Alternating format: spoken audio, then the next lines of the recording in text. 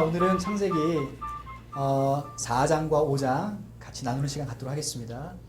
4장부터 가볼까요? 4장의 제목을 제가 참된 예배다 그렇게 한번 정해봤어요. 그 중심 구절은요 4장 4절입니다. 아벨은 자기도 양의 첫 새끼와 그 기름으로 드렸더니 여호와께서 아벨과 그의 제물은 받으셨으나. 그리고 4장 전체를 이렇게 한번 요약해봤습니다. 5월 입장에서 한번 보겠습니다. 과거 애굽에서의 삶은 애굽의 우상들과 바로의 권위 아래서 억압과 통제 그리고 안식과 자유가 없는 인생이었지만 지금은 하나님의 권위 아래에서 그분의 통치를 받아야 하는 인생으로 바뀌게 되었다.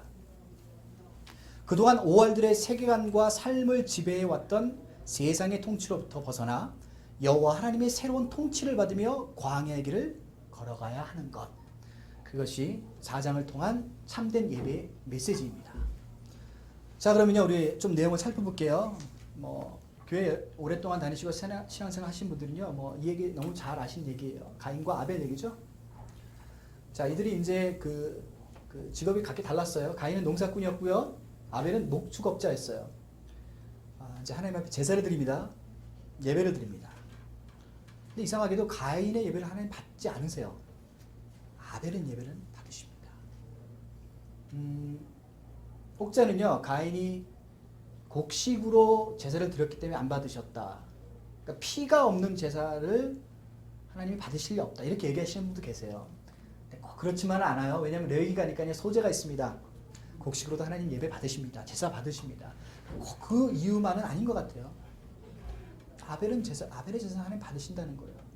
그러니까 결론적으로 가인이 분노하고 그걸 참지 못해서 동생 아벨을 죽입니다. 자, 이 사건을 우리가 어떻게 바라봐야 될까요? 하나님이 왜 가인의 제사를 받지 않으셨을까요? 그리고 왜 아벨의 제사를 받으셨을까요? 이게 바로 예배에 대한 하나님의 메시지입니다. 자, 지금 원독자 오할리 어디 있습니까? 애굽에 있어요. 모세를 통해서 하나님께서 이스라엘 백성을 구원하겠다 라고 명령하셨을 때 모세가 바로 앞에 이렇게 얘기했습니다. 우리를 3일 길로 가게 하라. 거기서 여호와 하나님만 제사하겠다, 하나님만 예배드리도록 허락해달라 그랬습니다. 거기에 목적이 있어요. 하나님께서 우리를 구원하신 목적이 뭐라고요? 하나님만을 예배케 하기 위해서. 그래서 이 4장은요 굉장히 중요한 장입니다. 예배를 우리가 좀 다시 정리하고 정의하는 데 있어서 우리들에게 많은 인사이트, 통찰력과 메시지를 주는 장입니다.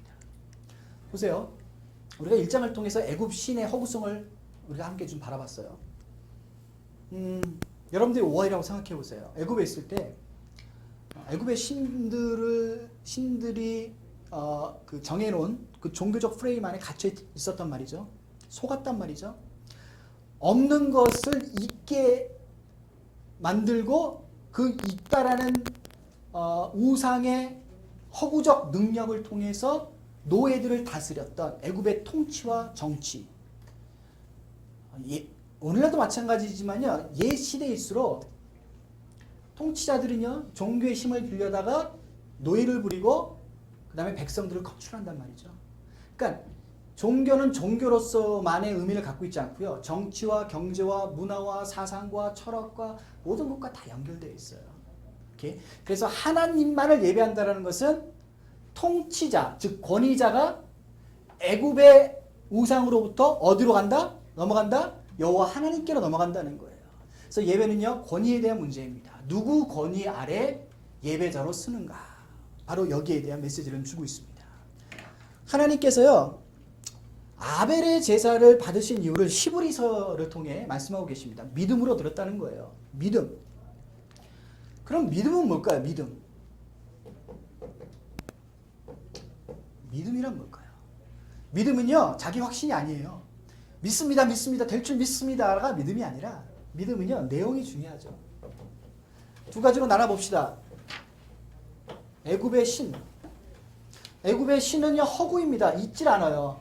그러니까 당연히 인격성에 대해서 논의할 필요가 없죠. 하나님은요 실존하십니다. 그죠? 살아계신 하나님이에요. 그리고 그 하나님은요 전인격적인 분이십니다.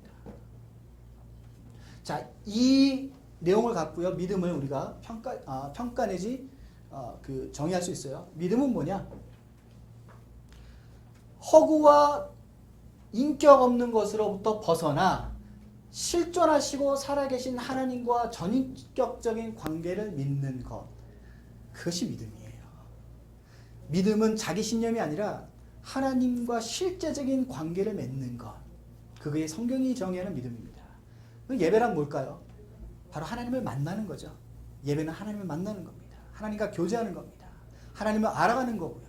그래서 하나님 통치 아래 그 권위 아래 놓임으로써 하나님의 말씀과 하나님의 전인격성에 따라서 삶을 누리는 것. 그것이 믿음이고 그것이 신앙입니다.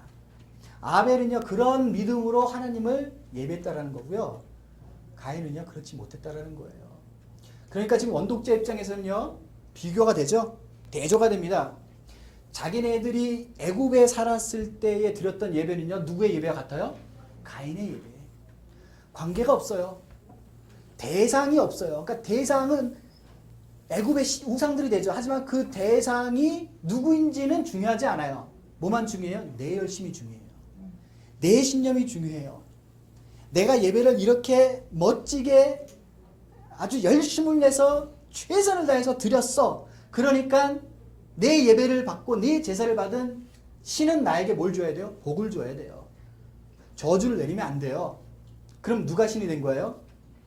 진짜 신이 돼요? 아니면 예배를 드린 제사를 드린 자가 신이 돼요? 예배와 제사를 드린 자가 신이 되는 거 아니겠어요? 그죠? 거기에 뭐가 없기 때문에 그래요? 관계와 인격의 교류가 없기 때문에 그래요. 대상이 누구인지 중요하지 않은 제사와 예배는요 다 그래서 이교도적이죠. 열심과 확신이 예배의 본질을 정의하지 않습니다. 굉장히 위험한 얘기고 무서운 얘기예요. 여러분들이 하나님을 예배한다고 하면서 이 부분을 점검하지 않으면요 우리는 하나님이라는 대상을 도구화시켜서 내 욕심과 욕망을 채우는, 그게 죄라 그랬잖아요 제가. 그죠? 하나님이 정하신 선이 아니라 자기가 정한 선을 따라가는 것이 죄인데 예배도 그런 식으로 알고 있다는 것은 참으로 곤란합니다. 기독교 신앙은요 그리스도인들은, 성도들은 그렇게 예배해서는 안 되죠. 그렇기 때문에 예배에서 가장 중요한 거는요 대상입니다. 대상. 하나님이 누구이신가? 아벨의 제사가 그랬다는 거예요. 오케이. 그러니까 이렇게 기술하고 있죠. 보세요. 4절. 아벨은 자기의 양의 첫 새끼와 그 기름으로 드렸더니 여호와께서 뭘 받으셨어요? 아벨과 제사를 받으신 거예요. 그러니까 제사가 중요해요? 제사를 드린 예배자가 중요해요? 예배자가 중요한 거예요. 제사는요 예배자와 연결되어 있어요. 그러니까 하나님이 우리의 예배를 받으시는 게 아니라 성경적으로 얘기하면 나를 받으시는 거예요. 나를 받으면 우리가 드리는 예배를 하나님 당연히 받으시는 거죠. 그래서 바로 이거는 두 가지 대상에 대한 이야기입니다. 하나님이 예배를 받으시는 하나님은 누구인가? 그리고 예배를 드리는 예배자 있죠? 나. 여기는 5할이 되겠죠 또? 5할은 누구인가에 대한 확인이죠. 그래서 가인의 예배, 즉 애굽에서의 예배를 버리고 아벨의 예배, 전인격적인 예배, 관계와 대상과 서로의 누림과 나눔과 교통과 소통이 있는 예배, 하나님께서 그 예배를 드리는 예배자로 훈련시킨다. 누구를? 5할을. 그게 광야의 삶입니다. 4장을 여러분들이 그렇게 한번 같이 또 보셨으면 좋겠습니다. 5장으로 넘어갈까요? 4장 16절부터 5장 전체를 제가 한 묶음으로 묶었습니다. 제목은요 세상의 통치와 하나님의 통치입니다. 중심 구절은요 5장 24절입니다. 에녹이 하나님과 동행하더니 하나님이 그를 데려가심으로 세상에 있지 아니하였더라. 4장 16절부터 5장까지의 내용은 이렇게 한번 정리해 볼게요. 과거 애굽에서의 삶은 애굽의 우상들과 바로의 권위 아래서 억압과 통제 그리고 안식과 자유가 없는 인생이었지만 지금은 하나님의 권위 아래서 그분의 통치를 받아야 하는 인생으로 바뀌게 되었다. 그동안 오할들과 세계관과 삶을 지배해왔던 세상의 통치로부터 벗어나 여호와 하나님의 새로운 통치를 받으며 광야의 길을 걸어가는 것. 그러니까 애굽의 통치가 아니라 하나님의 나라의 통치를 받는 것이 바로 5장의 이야기다. 이렇게 보시면 되겠어요. 간단하게 설명을 드리겠습니다. 지금 4장 16절은요 가인의 후손에 대한 이야기죠. 그죠? 5장에는요, 이제 아벨이 죽었잖아요. 그리고 아담을 통해서 하나님께서 누굴 허락하세요? 셋을 허락하십니다. 그러니까 셋의 후손에 대한 이야기입니다. 그래서 후손들의 이름이 나열되어 있죠. 근데 여러분들이 도구를 대조로 가봅시다. 대조를 통해서 성경을 분석할 수 있어요. 간단하게 말씀드리면요. 가인의 후손 있죠? 가인의 후손에는 뭐가 빠져요. 그런데 셋의 후손에는요, 뭐가 있어요. 그게 뭐냐면요. 보세요. 5장 가봅시다. 3절 보면요. 아담은 130세 자기의 모양. 이렇게 돼 있죠. 나이가 있습니다. 나이. 그리고 4절 보니까요. 800년을 지내매. 나이가 있고요. 인생의 연수가 기록되어 있어요. 그리고요. 5절 보니까요. 930세에 살고 죽었더라. 죽음에 대한 기록이 있어요. 그죠? 나이와 인생의 연수와 죽음에 대한 기록이 있어요. 그런데요. 4장으로 가보세요. 가인의 자손들 있죠? 가인의 자손은요. 누가 누구를 낳았더라. 밖에 없어요. 나이와 인생의 연수와 죽음이 없어요. 대조가 되죠? 오케이? 그럼 왜 이렇게 대조를 하나님께서 이렇게 시켰을까? 간단합니다. 하나님의 통치를 받은 인생에 관한 사람들의 이야기고요. 이쪽 가인의 후손은요. 하나님의 통치가 아니라 세상의 통치를 받은 사람들의 스토리입니다. 이야기입니다.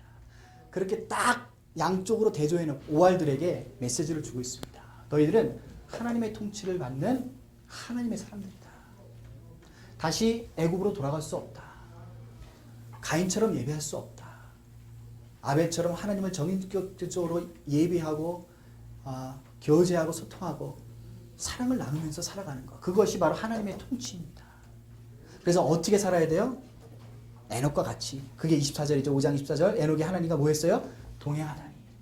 지금 애굽에서 나와서 광야의 삶을 살아가는 오알들에게서 가장 중요한 삶의 포인트는요. 하나님과의 동행이에요. 하나님의 임재. 하나님의 말씀하심을 통해서 순종하는 그들의 신앙의 진정.